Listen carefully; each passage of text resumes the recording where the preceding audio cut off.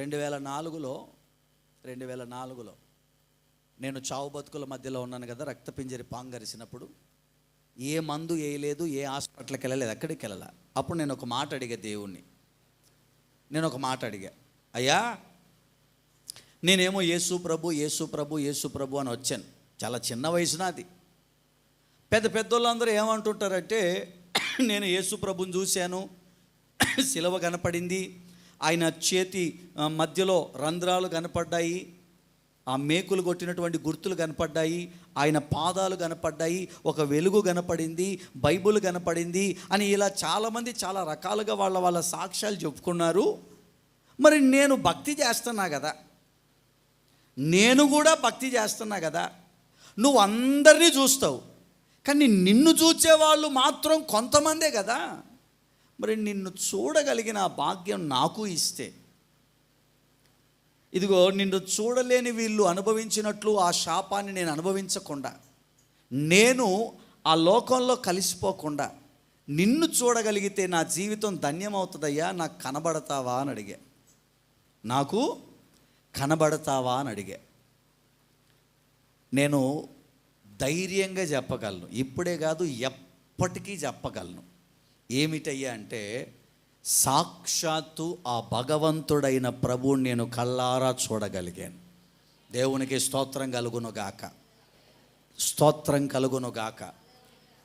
ఎలా చెప్పగలవు నువ్వు అంటే, నేను ఎవరికైనా ఒకటే చెప్తా.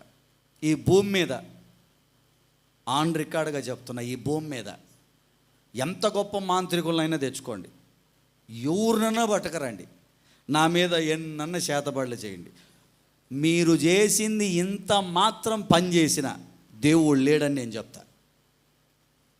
వాళ్ళ మీద వీళ్ళ మీద కదా, నా మీదే ప్రయోగం చేయండి. మీరు ఓడిపోయారా, నేను నమ్మిన దేవుని కాళ్ళ మీద పడి క్షమాపణ అడగాల. దేవునికి స్తోత్రం కలుగునుగాక. చెప్పండి గట్టిగా, హల్లెలూయా. సాక్షాత్తు ఆయన ప్రభావాన్ని చూడగలిగా నేనే చూడగలిగినప్పుడు మీరు ఎందుకు చూడలేరు? మీరు కూడా చూడగలగాలి కదా. ఎందుకు అంటే, ఆయన మిమ్మల్ని చూస్తున్నాడు, మీరు ఆయన్ని చూడగలగాలి. అప్పుడే మీ ఇద్దరి మధ్యలో ఒక బంధం ఏర్పడుతుంది, మీ ఇద్దరి మధ్యలో ఒక వారధి ఏర్పడుతుంది, మీ ఇద్దరి మధ్యలో ఒక ఆ ప్రత్యేకమైన అనుబంధంతో మీరు నడిపించబడతారు. ఏ పాటికి వన్ వే ట్రాఫిక్ లాగా ఉండకూడదు. దేవుడు మనల్ని చూస్తున్నాడు, మనం ఆయన్ను చూడగలగాలి. ఆ రోజు చూసిన వాళ్ళందరూ కూడా చెడిపోయి ఉన్నారు కాబట్టి ఆయన్ని చూడలేకపోయారు. కానీ ఒకే ఒక్క కుటుంబం, ఆ కుటుంబాన్ని గురించి దేవుడు ఒక మాట అంటారు. 7వ అధ్యాయం 1వ వాక్యం చదవండి, ఆదికాండం.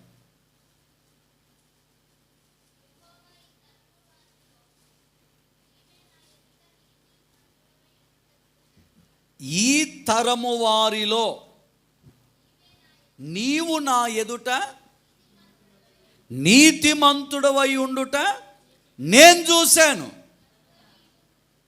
బాగా వినండి, అందరినీ చూశాడు, అందరు ఏమయ్యారు? చెడిపోయి కనపడ్డారు.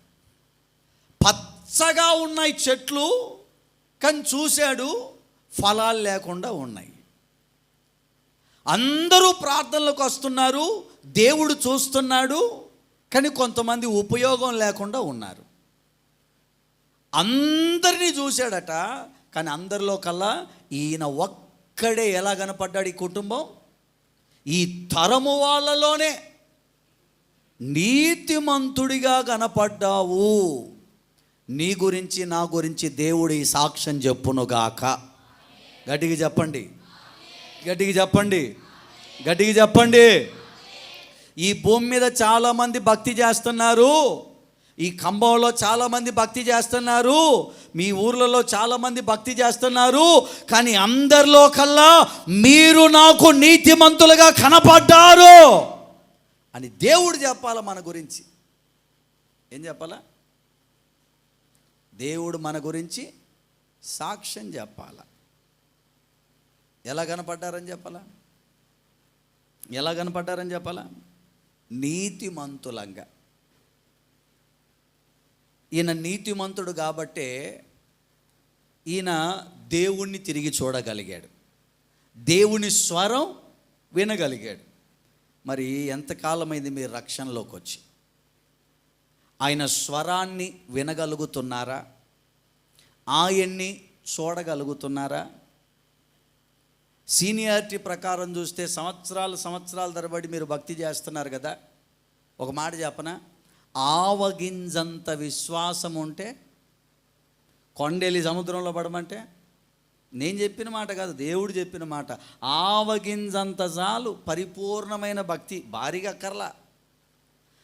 ఆవగింజంత చాలు భక్తి కరెక్ట్గా చేస్తే మీరు అనుకున్నట్టు నెరవేరుతుంది. ఎంత ఎంత ఆవగింజ ఎంత ఉంటుంది? ఆవగింజ ఎంత ఉంటుంది? ఆవగింజ అంత చాలు భక్తి. ఇన్నేళ్ల నుంచి మనం ప్రభులో ఉన్నాము, ప్రార్థనలు చేసుకుంటున్నాం, వాక్యాలు వింటున్నాం, సంఘానికి వస్తున్నాం, పరిచర్య చేస్తున్నాం. ఏమయ్యా మరి దేవునితో ఏమన్నా మాట్లాడేవా? దేవుని స్వరం ఎప్పుడన్నా విన్నావా? దేవుని దర్శనం ఎప్పుడన్నా కలిగిందా అంటే చాలామంది సామెత ఎట్టుందయ్యా అంటే, ఏడేసావు సార్ గొంగలి అంటే, వేసిన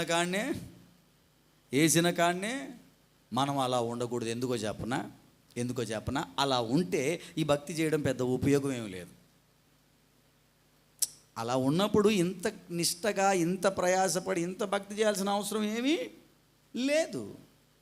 నువ్వు ఆరాధించే దేవుణ్ణి నువ్వు చూడలేకపోతే, నువ్వు ఆరాధించే దేవుని స్వరాన్ని నువ్వే వినలేకపోతే, నువ్వు ఆరాధించే దేవుడు నీకు కనబడకపోతే దానివల్ల ఏం ఉపయోగం నీకు?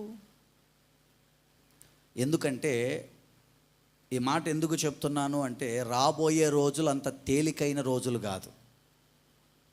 రాబోయే రోజులు భయంకరమైన రోజులు రాబోతున్నాయి. అందుకే ఇప్పటి నుంచే బియ్యం, కారం, నూనె ఎత్తి పెట్టుకోండి. ఏం కావాలా చెప్పండి? ఏం కావాలా? బియ్యం, కారం, నూనె ఎత్తి పెట్టుకోండి. ఇంకా ఏమన్నా మిరపకాయలు ఇత్తనాలు ఉంటే ప్యాకెట్లు ఇంటికాడ పెట్టుకొని ముందర ఒక పొలంలాగా వేసుకొని దాంట్లో చల్లుకుంటున్నాడు, మిరపకాయలు వస్తాయి. ఎందుకంటే రాబోయే రోజుల్లో తినడానికి తిండి కూడా దొరకనంత కరువు రాబోతుంది. ఇంతకుముందే చెప్పాను, 2 ఏళ్ల కిందటే ఈ మాట చెప్పాను. భయంకరమైన కరువు రాబోతుంది, భయంకరమైన ప్రళయం రాబోతుంది అని.